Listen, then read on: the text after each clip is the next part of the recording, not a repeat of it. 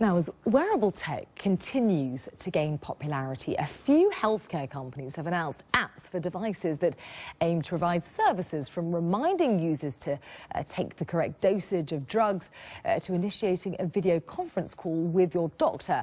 And now, a company based here in the UK is rolling out an app for cancer patients. And unlike many apps, this one is already live in hospitals.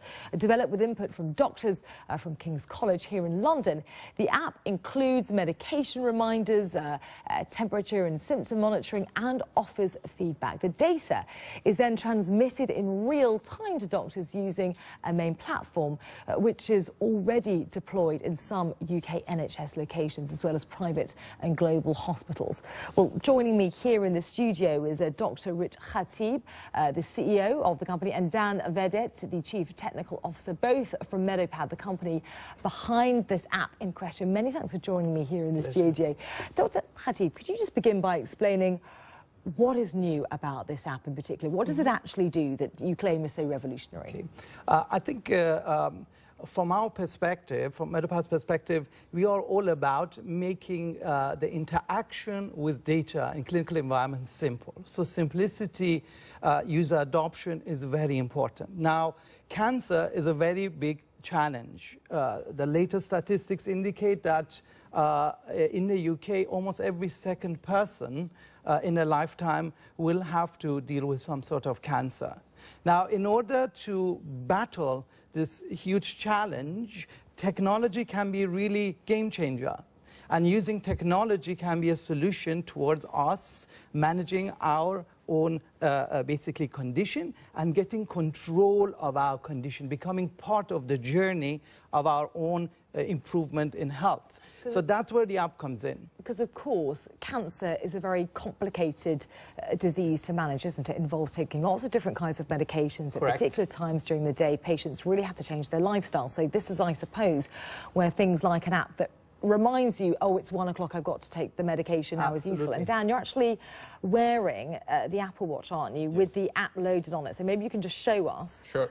Show basically, you have the app, and with the touch of a finger, you can launch your, you can see here, it's the next medication I have to take, and then I can click on it and see basically how I can input my symptoms. This is my drug adherence. For instance, just like simply, I can now report to my doctor that I have pain, and that's it. And then my doctor will have it in his Medopad in the hospital, all the symptoms I have reported in real time. And based on those, he can basically comment on my medication, adopt it, kind of like make it the whole like treatment personalized for me based on my real-time feedbacks to the doctor. Is there a danger that this is going to reduce face-to-face time that patients might have with their doctors, that we might start to see medical practitioners perhaps over-relying on the technology, that they think, oh, the patient's being reminded that they've got to take their medication, that's okay?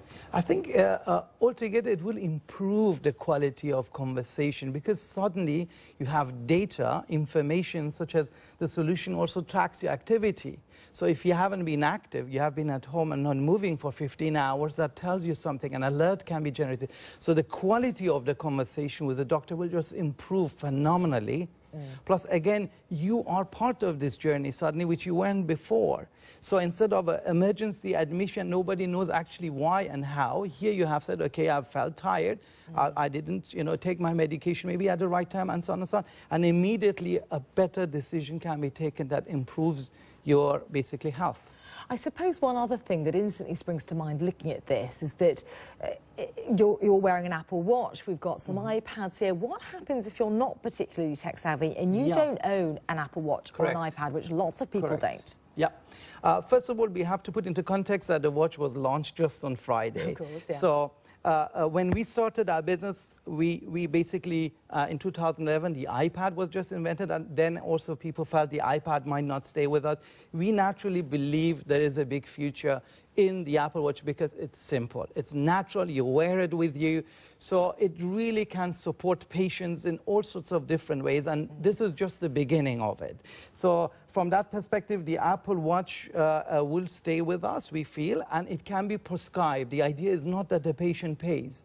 Maybe the pharmaceuticals, the insurance, that all benefit from it. Has the issue of who pays been addressed yet? I understand this is just launching today, yes, so it's still correct. in its incubation period. But do we know where the money's coming from? Because, again, these are very expensive items that we've got. They are, but if you take it in the context of, let's say, cancer treatment that might cost in excess of £25,000 to £30,000 per patient, let's say the £300 for a watch, sort of fade into the distance. And again, we all carry phones. The iPad would be with the doctor. The patient basically would only need to wear this watch during the treatment period. And again, if the insurance industry, if the pharma industry supports that, for example, along with the medication, it becomes a very small cost factor, very affordable. And also, Dan, as the senior technical officer here, how confident are you in the reliability of this technology? Because it's one thing if a glitch happens and we're talking about downloading a fashion app or something, but when it's to do with people's health, it's reminding you when to take your medication or telling you your temperature.